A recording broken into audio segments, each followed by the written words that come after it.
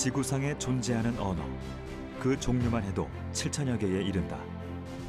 하지만 그 언어를 표현하기 위해 생성된 문자는 300여 개. 현재 사용되고 있는 문자는 한글을 포함해서 28개다. 수많은 민족과 국가가 오랜 역사 속에서 자신만의 언어와 문자를 만들어 사용해왔다. 그중 완전히 새로운 글자를 만든 창제자와 창제 연도가 명확하게 기록된 사례는 한글뿐이다. 세계 역사에서 왕이 직접 백성을 위해 문자를 창제한 나라는 바로 대한민국, 우리나라의 한글인 것이다. 이러한 창제 배경뿐만 아니라 여러 가지 다양한 측면에서 한글은 세계의 언어학자들에게 주목받고 있다. 한글은 훌륭하고 단순한 글자로 어떠한 소리라도 조합할 수 있으나 그 문자는 단 24개일 뿐인 것입니다. 모든 사람이 평등하게 쉽게 배우고 쉽게 쓸 수 있는 그런 문자가 없어요. 한국어라는 말을 표기하기 위해서 창제한 문자이기 때문에 되게 특별한 거죠. 역사 속에서 소멸과 생성을 거듭한 수많은 문자들과 다르게 치밀한 계획과 과학적인 배경 속에서 탄생한 우리의 문자 한글. 이제 한글은 세계화라는 새로운 도약대에 섰다.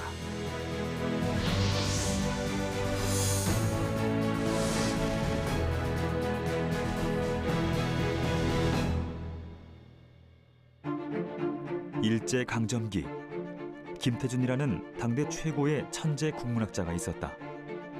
그는 어문학의 조예가 깊고 글의 수준이 매우 높아 그를 따르는 제자가 많았다. 어느 날 그는 총애하던 제자 중 한 명으로부터 자신의 집 가보로 훈민정음 해례본이 전해져 내려온다는 말을 듣게 된다. 해례본의 존재가 사실이라면 조선 초까지 소급되는 세종조의 한글 창제 신화를 증명할 수 있는 귀중한 문화유산임에 틀림없었다. 김태준은 곧장 조선 최고의 수장가인 간송 전형필에게 해례본의 존재에 대해 귀뜸했다. 아무리 값비싼 서책도 100원을 넘지 않는 것이 상례였던 시기였지만 간송 전형필은 책값 1만 원에 수고비 1,000원을 얹어주며 해례본의 구입 의사를 확고히 했다.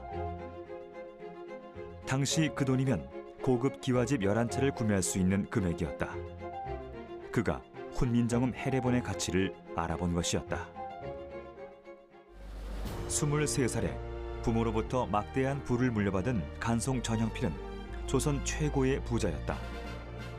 하지만 민족을 생각하고 문화를 수호하겠다는 의지를 젊은 나이에 확고히 한 그는 문화 독립운동에 자신의 모든 부를 쏟아부었다. 그런 의미에서 간송 전형필은 체계와 열정, 순수한 목적성을 지닌 조선 최고의 대수장가였다. 1950년 민족 상잔의 동란 6.25가 발발한다. 전형필이 민족의 해방을 기다리며 30년간 모아왔던 위대한 유물들이 풍전등화의 위기에 몰렸다. 전형필은 힘들게 수집한 문화재들을 두고 피난길에 나서야 했다. 서둘러 떠나야 하는 상황에서도 해례본만큼은 오동나무 상자에 넣어 챙겨갔다. 피난길에서도 훈민정음을 지키기 위한 그의 노력은 극진했다. 혹시라도 잃어버릴까 낮에는 품고 다니고 밤에는 베개 삼아 베고 자며 한순간도 몸에서 떼어내지 않았다. 전형필의 눈물겨운 노력에 의해 세상에 나온 훈민정음 해례본. 그의 희생이 아니었다면 오늘날 전 세계적으로 극찬받는 과학적인 한글의 창제 원리를 입증하지 못했을지도 모른다.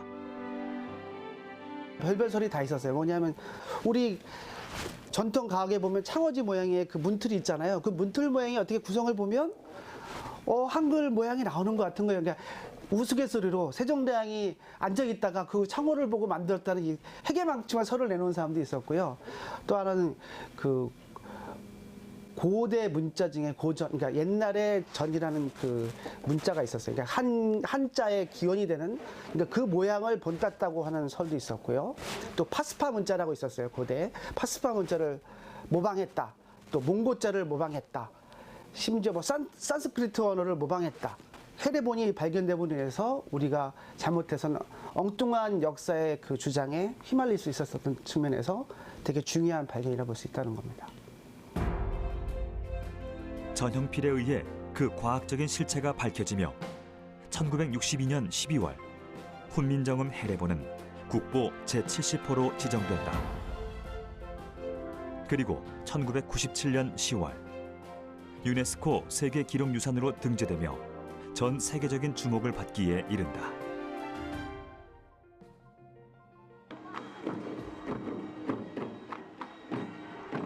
경복궁 앞 세종로에는 많은 시민들과 외국인 관광객들이 즐겨 찾는 대표적인 상징물 세종대왕 동상이 있다.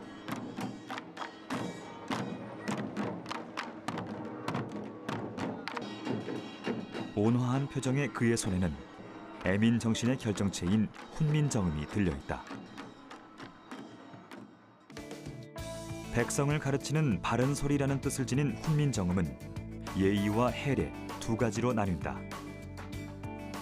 예의는 세종이 직접 지었는데 한글을 만든 이유와 한글의 사용법을 간략하게 설명한 글이다.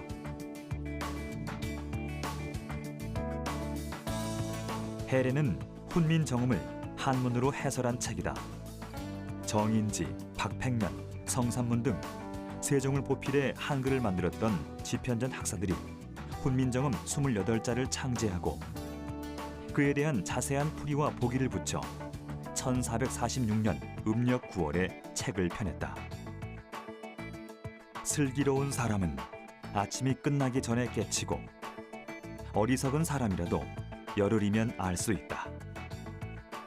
정인지의 서문에서는 한글의 자부심이 얼마나 대단했는지 엿볼 수 있다. 이 세종대왕이 한글을 반포하기 전에 조선은 이 중국어의 체계를 글자로 썼습니다. 한자는 대표적인 표의 문자이죠.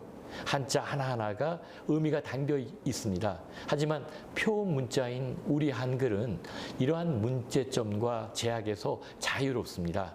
이를 바탕으로 한 한글은 훌륭하고 단순한 글자로 어떠한 소리라도 조합할 수 있으나 그 문자는 단 24개일 뿐인 것입니다.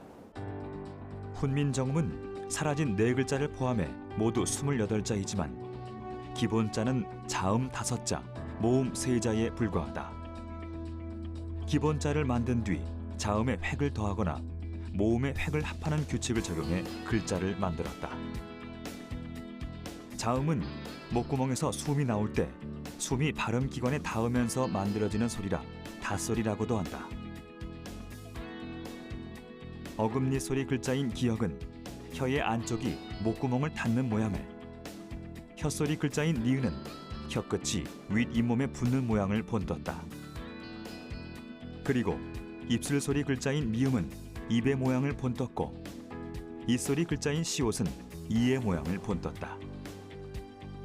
마지막으로 목청소리 글자인 이응은 목구멍의 모양을 본떴다. 그 발음기관 또는 발음하는 모양을 본떠 만든 기본자가 바로 기역, 니은, 미음, 시옷, 이응, 5자다.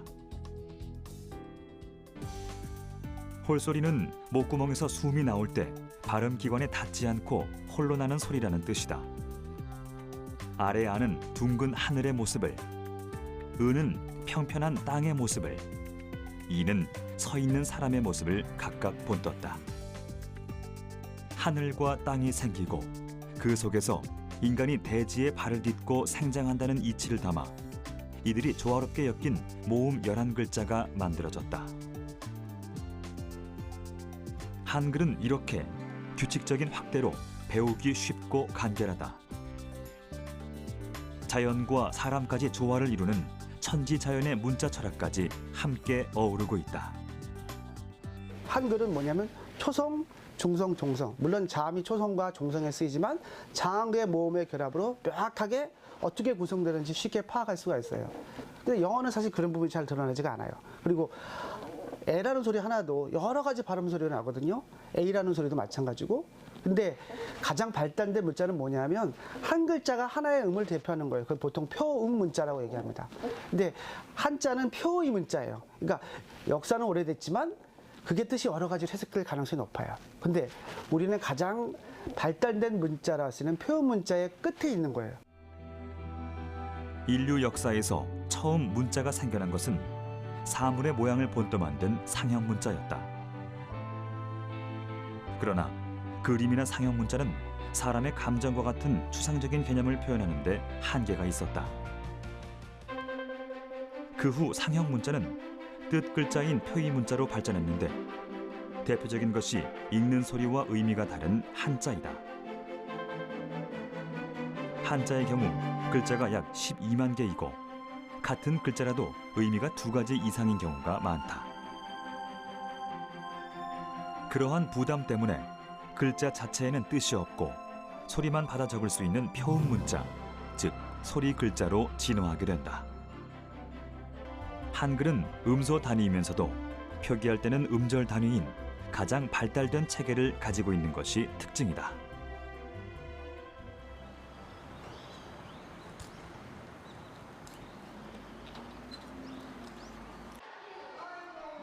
(2014년 10월 9일) 한글날에 개관한 국립한글박물관. 이곳에는 한글을 가까이 느낄 수 있는 다양한 전시물들이 시민들을 위해 준비되어 있다.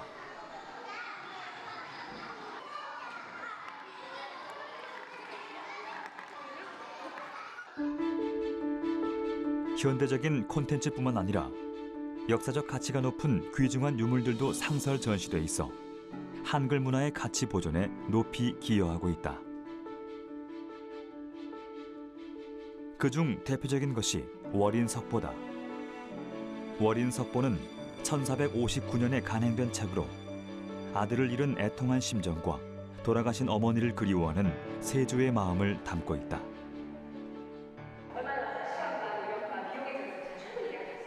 이같이 한글과 관련된 귀중한 자료를 직접 보기 위해 많은 시민들이 국립한글박물관을 찾는다. 각자장이라는 직업에 걸맞게 성함도 김각한이라는 분입니다.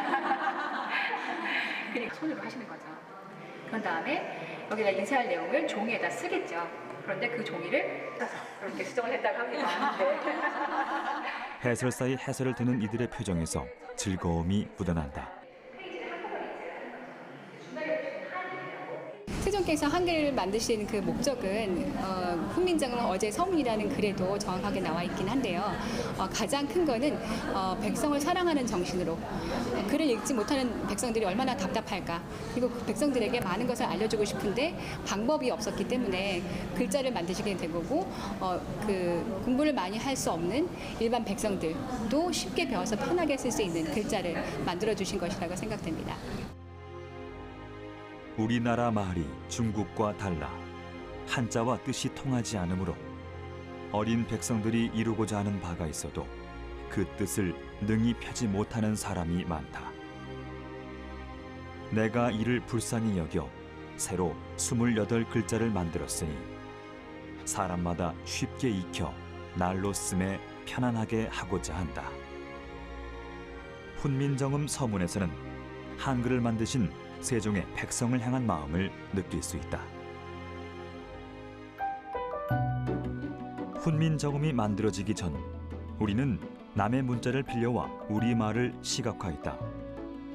우리 민족이 처음 대면한 문자는 한자였다. 하지만 수준 높은 문자 생활을 누리고 있던 지배 계층들과는 달리 일반 백성들은 어려운 한문을 제대로 이해하고 사용할 수 없었다. 이를 안타깝게 여긴 세종대왕은 어리석은 백성들을 위한 고유의 문자를 만들기로 했지만 이미 한문의 통달에 있었던 기득권층의 강력한 반대에 부딪혔다. 수많은 난관을 이겨내며 한글 창제에 성공한 세종은 1446년에 훈민정음을 반포했다. 한글이 점차 보급되면서 서민들은 생각과 뜻을 글로 표현할 수 있게 되었고 이로 인해 민원이 해소되고 농업 기술의 전수에 도움이 되는 등 일상생활에서 한글이 적극 활용되었다. 이렇게 활용된 한글은 백성들의 생활 개선과 의식의 성장을 초래했다. 세계 그 어떤 문자도 우리 한글처럼 모든 사람이 평등하게 쉽게 배우고 쉽게 쓸 수 있는 그런 문자가 없어요. 이 한글 자체가 이 하층민 그 15세기 때 한자를 모르던 백성들을 배려해서 만든 그야말로 평등의 문자입니다. 사람다운 그런 구실을 하기 위해서는 우리가 문자 사용이 꼭 중요한데 누구나 사람다운 문자 사용을 하게끔 한 이런 문자이기 때문에 세계 언어학자들이 아주 높이 평가하는 겁니다. 한글은 전 세계에서 가장 단순하면서도 가장 훌륭한 글자. 세종대왕은 한국의 레오나르도 다빈치다. 대지로 유명한 미국의 여류소설가 펄벅이 남긴 말이다. 최고 권위의 퓰리처상과 노벨 문학상을 수상했던 펄벅은 한글을 사랑하는 것으로도 유명하다. 한글은 세계 문자 사상 가장 진보된 글자이다. 한국 국민들은 그 무엇과도 비교할 수 없는 문자학적 사치를 누리고 있는 민족이다. 이처럼 우리의 글, 한글은 세계가 인정한 최고의 문자다. 신기한 거죠. 영어든 뭐 다른 문자든 되게 오랜 역사를 거쳐서 내려왔는데 한 사람이 장제한 것도 아니고 특별한 거죠. 이 자질 문자라는 것은 뭐 그 인터넷에 들어가 가지고 자질 문자 막 치면은 먼저 나오는 거 한글이고 다른 거 잘 안 나오거든요. 그래서 그런 특징 때문에 되게 특별한 것 같고, 또한 이거 사실 연결되는 문제인데 한국어라는 말을 표기하기 위해서 장제한 문자이기 때문에 되게 특별한 거죠. 서울시 마포구에 위치한 한 특별한 학교를 찾았다.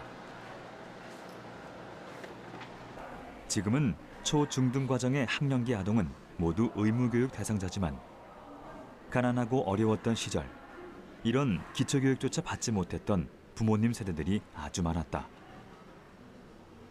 이곳 양원초등학교는 그런 어머니, 아버지들을 위해 만들어진 조금 특별한 초등학교다. 한 번 더 해보겠습니다. 시작. 기역. 우리의 혀가 어떻게 됐어요? 혀가 이렇게 됐을 때 양쪽으로 우리의 이가 갈라지죠? 그때 모양이 무슨 모양이 돼요? 시옷. 우리가 시옷이라고 쓰고 있는 그 글자 모양이 돼요. 그래서 우리가 시옷을 세종대왕님께서 만드셨다고 합니다. 한 번 더. 기역.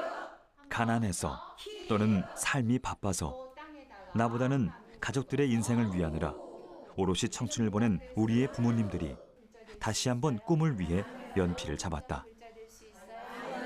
자웅 뛰어다가 글자를 한번 만들어 보실 분, 나와서 하실 분. 자신 있게 하셔야지. 자, 경자님, 우리 두부라고 한번 만들어 볼까요? 예, 거기다가 이제 모음을 키가 커서 자고. 네. 가족들을 위한 된장찌개에 수백 번은 잘라 넣었을 두부. 자음 찾았습니다. 그 익숙한 두 글자를 찾는 어머니의 얼굴에 수줍은 소녀처럼 웃음이 가득하다. 뭐라고 읽을까? 다 같이 한번 읽어볼까요? 두. 자, 공책 한번 꺼내보십니다. 떨리는 받아쓰기 시간. 고소하다. 고소하다.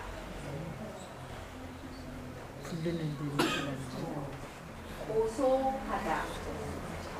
사러 가다. 사러 가다. 사러요? 사러. 릴. 사러. 몇 번을 다시 들어도 헷갈리긴 마찬가지다. 지웠다 썼다를 몇 번이고 반복하며 답안지를 꾹꾹 눌러 채운다. 81살 최고령 학생 소재연 할머니의 모습도 보인다. 숫자 틀렸네요. 고치시고. 자, 자, 저 쳐다보세요. 입학한 지 6개월밖에 되지 않았다고는 믿기지 않는 실력이다. 자식이 4명이다 보니까 남편 혼자 벌어서 살기가 어렵잖아요. 그래서 이제 어디 취업을 하려고 해도 내가 글을 배우지 못해서 참 살기가 너무 힘들었고, 제일 불편한 거는 은행 가서 뭘 쓰려면은 이 나이에도 공부 못했다고는 못하고 평생이 손이 아프다고 진짜 파스를 붙이고 아예 은행 갈 때 손이 아픈데 좀 써주세요. 그러면 제 나이에 나이 드신 분이 아니니까 아 그런가 보다 하고 그때 그 속으로는 저는 울어요. 제일 먼저 생각나는 우리 엄마. 돌아가신 지도 벌써 14년. 아버지 안 계신 빈자리에 어머니 혼자 6남매 키우시느라 너무 많은 고생을 하셨지요. 일 많이 시켜 미안하다고 위로해 주셨어요. 그런데 엄마, 이젠 제 걱정. 전하고 싶어도 전할 수 없었던 마음의 편지를 이제서야 전하는 연옥 할머니. 어머니를 향한 사무치는 그리움을 담아 정성스럽게 적은 편지를 읽어 내려간다. 2016년 9월 23일 딸 연옥 올림. 네.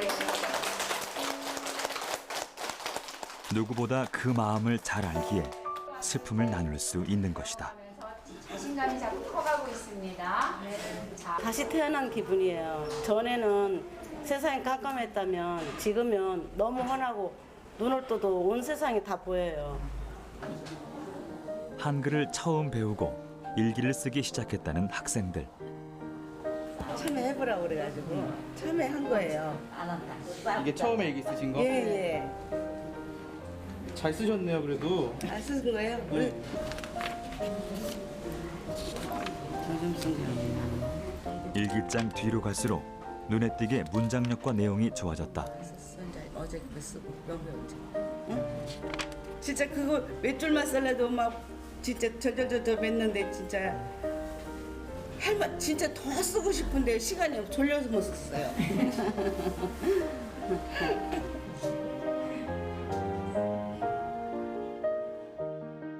맞춤법에 맞게 써보려고 100번도 넘게 쓰십니다. 쓰고 또 쓰십니다. 같은 낱말이나 문장을 100번도 더 읽습니다. 매일 받아쓰기 시험을 보는데 받아쓰기에서 한 글자라도 틀리면 엄청 속상해합니다. 이 학생들을 마주하면서 날마다 매 순간 가슴 뭉클합니다. 이 소중한 한글을 젊은 세대들이 등한시하는 것 같아서 정말 마음이 아픕니다. 한글의 진정한 가치가 무뎌진 오늘날, 젊은 세대가 등한시하는 한글의 소중함을 뼈저리게 느끼며 평생을 살아온 우리네 어머니들이 모여 소중한 꿈을 꾸는 곳. 젊은 세대는 이런 부모 세대로부터 한글을 대하는 소중한 마음가짐을 배워본다.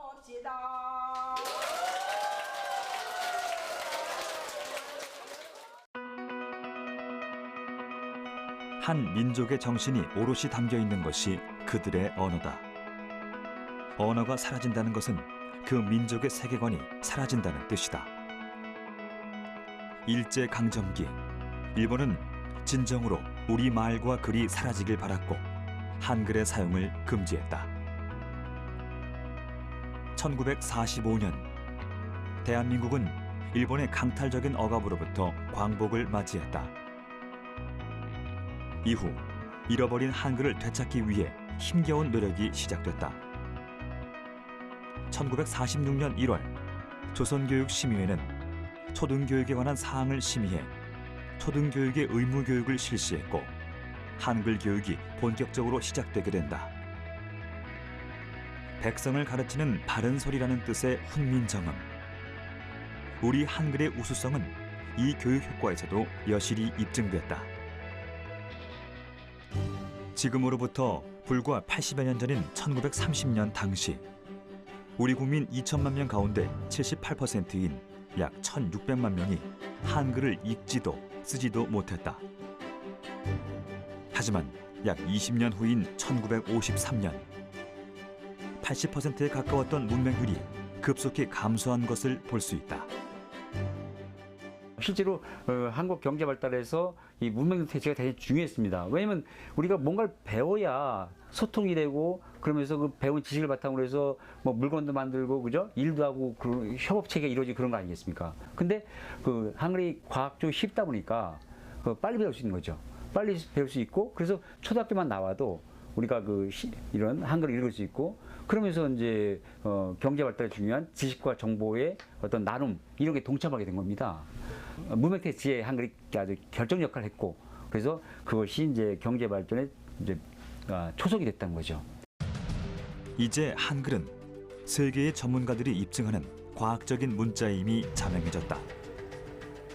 유엔의 유네스코에서 세계의 문맹 퇴치에 이바지한 인물이나 단체에게 주는 상의 이름을 세종대왕상이라고 명명한 것은 대단히 상징적인 예다.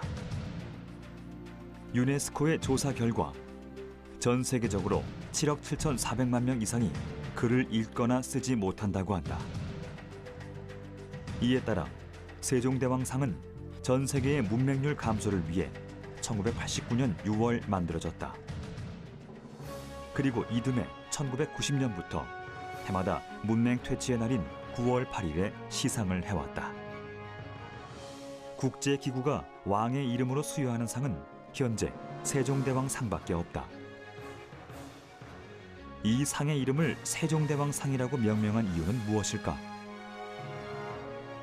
훈민정음의 창제 동기가 백성들의 문맹 퇴치에 있으며 세종이 배우기 쉬운 한글을 만들어 문맹률 감소에 큰 이바지를 했기 때문이다.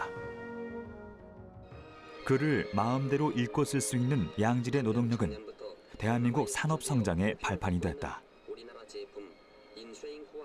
문맹률 감소는 높은 수준의 인적 자본을 형성했고 이 높은 수준의 인적 자본이 사회적 자본과 결합해 오늘날의 풍요로운 경제를 만드는 데 기여하게 된다. 교육을 밑바탕으로 읽어낸 한국의 비약적인 발전 뒤에는 우리의 문자, 한글의 힘이 있었다. 가장 소중한 가치는 물론 학자들마다 의견이 다르겠지만 저는 그 안에 담긴 애민정신이라고 생각합니다. 말과 글이 달라서 고생하는 백성들을 위해 쓰기 쉬운 글자를 만들었고요. 우리가 이미 알고 있는 거의 모든 글자가 기원조차 뚜렷이 알지 못하는 데 비해 한글은 창제와 반포시기 또 물론 누가 만들었고 왜 만들었는지 분명히 알 수 있는 소중한 가치입니다. 또한 과학적이고 체계적인 그 존재 자체만으로도 소중한 가치를 지녔다고 하겠습니다.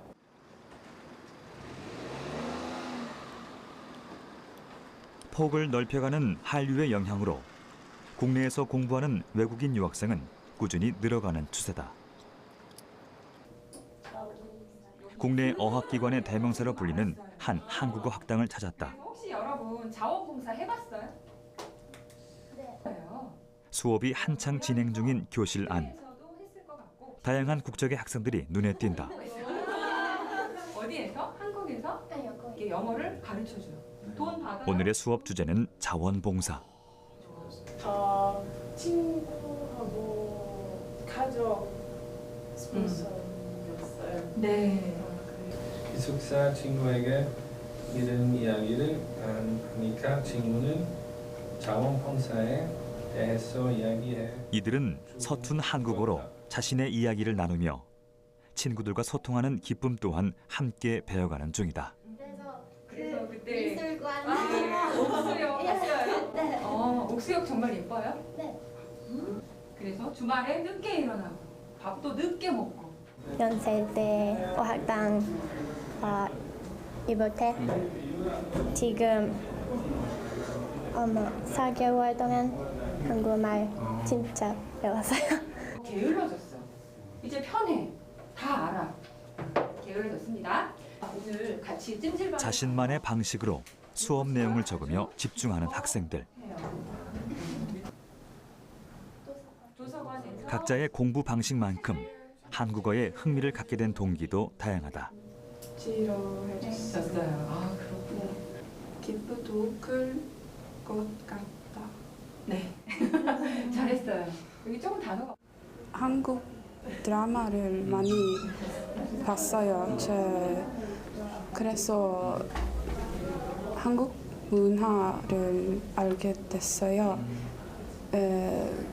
한국 문화는 저한테 너무 신기해요. 그래서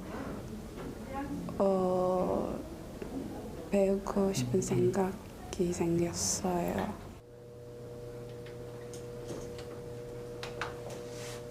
네. 어때요? 괜찮아요? 세계적으로 인정받는 과학적인 문자 한글. 하지만 한국어가 모국어가 아닌 이들에게 한글은 정말 배우기 쉬운 문자였을까? 동부이 대학교 2년 동안 중국말 했어요. 공부했어요. 중국말은 한자를 공부하는 것이 너무 힘들어요. 한자가 너무 많아서 네. 많아요. 네. 한글 배우기 좋아해요. 네, 좋아해요. 어렵진 않았어요? 어렵지 않아요. 힘들어요. 어렵지 않아요.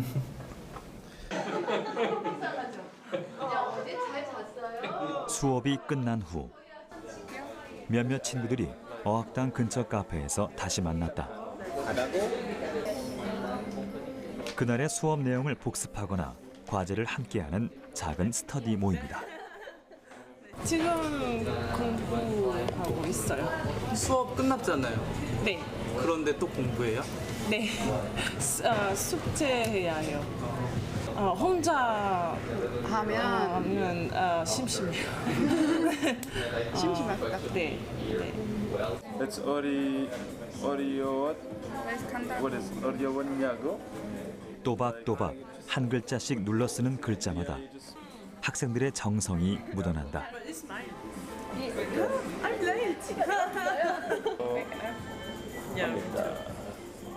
예전에는 막연히 한국을 동경해서 또는 한국말을 배워보고 싶어서 한글을 배우기 시작했다면 이제 한글은 새로운 문화이자 브랜드로 막강한 파워를 가지기 시작했다. 한글과 한국어는 사용 인구가 1억 명이 채 되지 않는 비주류 언어에 속한다. 영어와 스페인어, 중국어의 사용 인구가 모두 10억 명을 넘는다는 사실에 비교해 볼 때 국제 언어로 통용되기에 그 한계는 분명히 있다. 그러나 한류의 전 세계적인 흐름에 따라 한글과 한국어의 위상은 높아져가는 추세다.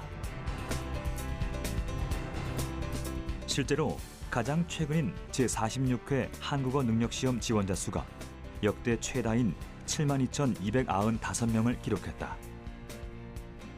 지난 1997년 처음 치러진 토픽에서 2,692명이 지원한 것과 비교하면 2015년엔 약 15만 명으로 75배 늘어났다. 18년 동안 토픽에 지원한 총 지원자 수는 약 169만 명에 다다른다.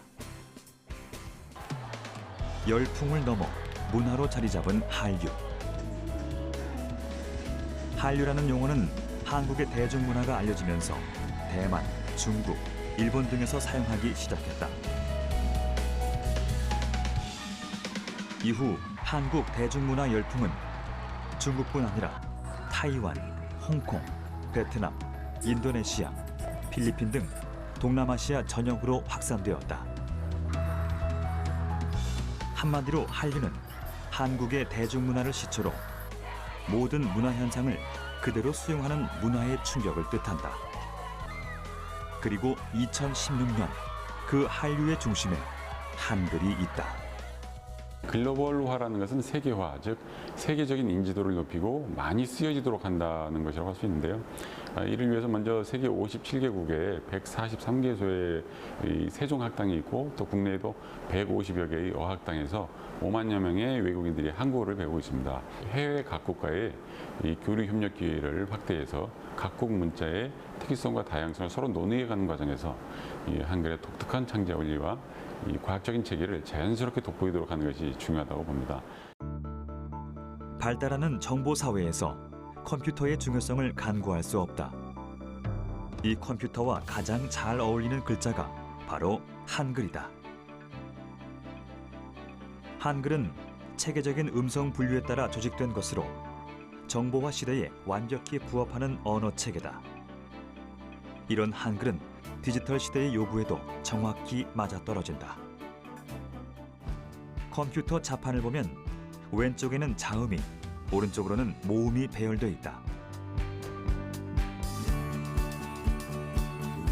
때문에 우리는 양손가락을 이용해 모든 글자를 컴퓨터 화면에서 자유롭게 조합하고 생성할 수 있다. 글자를 모아 쓰는 방식은 가로, 세로 어느 쪽으로든 쓸 수 있고 뜻을 드러내기에 좋으며 읽고 쓰기에도 효율적이다. 만약 한글을 풀어 쓴다면 쉽게 이해할 수도 없고 가독성도 떨어졌을 것이다. 한글을 풀었을 때보다 모았을 때 2.5배 더 빨리 읽힌다는 실험 결과도 있다. 소수의 0과 1의 그 합성을 통해서 수많은 것들을 계산하고 수많은 정보를 담아내는 컴퓨터처럼 우리 한글도 그 아직 제자 원리로 본다면 그 5자 또는 지금으로 보더라도 뭐 24자 이런 기본자의 합성에 의해서 그죠? 그 소수의 그 문자의 합성을 통해서 수많은 글자를 만들어내잖아요. 그래서 소수를 통해서 다양한 것들을 담아내고 생성해내는 컴퓨터 원리와 이 한글 제자 원리, 확장 원리가 같아요. 휴대전화의 자판은 컴퓨터의 자판보다 글자 수가 더 적기 때문에 한글의 과학성이 더욱 빛을 발한다. 현재 휴대전화 자판은 회사마다 조금씩 다르지만 크게 2가지 방식으로 나뉜다. 각자 장단점이 뚜렷하지만 어느 쪽을 더 많이 반영하느냐의 차이가 있을 뿐이다. 자음 위주의 배치 방식은 모음 최소 배치를 통해 모음자를 만드는 원리를 최대한 반영하고, 모음 위주의 배치 방식은 자음 최소 배치를 통해 자음자를 만드는 원리를 활용하고 있다. 요즘 사이버 공간에서 사용되는 인터넷 용어의 심각한 우리말 파괴는 대부분 통신 언어상에서 일어나는데, 이는 오로지 빠른 소통을 위하는 세태 때문이다.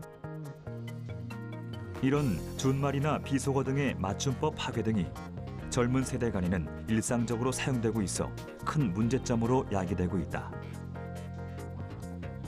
스마트폰의 보급과 SNS의 일상화로 신조어가 범람하고, 디지털 기기에 익숙한 요즘 세대가 문자 형식의 대화를 선호함에 따라 대부분의 신조어마저도 축약해 초성 형태로 전달하는 등 한글 파괴가 심각하다. 이런 신조어들은 실생활 속으로 파고들어 세대별 소통 불능 현상을 심화시키고, 심각한 경우 청소년기 학생들의 어휘력이나 사고력 저하를 가져오기도 한다. 세계 문자들이 지금 4분의 1 이상이 지금 앞으로 100년 이내에 사라질 거라고 얘기합니다. 가장 그 결정적인 원인은 뭐냐? 자기 스스로 자기 문자, 자기 자국어에 대해서 부정적인 시각을 가지면 사라질 가능성이 가장 높다는 거죠. 정말 공기와 물처럼 너무나 중요하지만 우리가 그 너무나 당연하게 생각할 만큼 그 중요한 것이라고 할 수 있는데요. 그 함부로 줄여서 말을 만든다거나 또 뭐 외래어 같은 말을 만들어서 쓴다면 이 세대 간의 소통을 해야 한다는 그 문자 고유의 기능조차도 잃어버리게 되지 않을까라는 그런 우려와 걱정이 사실 많이 되는 것이 사실입니다. 언어는 문화를 창조하고 발전시키는 문화적 기능과 전 세계의 민족을 이어주는 민족적 기능, 그리고 모든 계층 간의 소통을 가능하게 하는 사회적 기능을 갖고 있다. 하지만 훈민 정음이 반포되고 600년 가까운 시간이 지난 오늘날, 우리의 한글은 큰 위기에 처해 있는 듯하다. 인터넷과 온라인에서 행해지는 한글 파괴 현상과 외래어와 속어, 비속어의 무분별한 사용이 한글이 가지고 있는 아름다움을 해치고 있는 것이다. 슬개와 시대에 걸맞는 문자, 한글이라는 열쇠를 움켜쥐고 있음에도 불구하고 이 열쇠의 가치를 너무나도 소홀히 해온 것은 아닌지 되돌아봐야 할 때이다.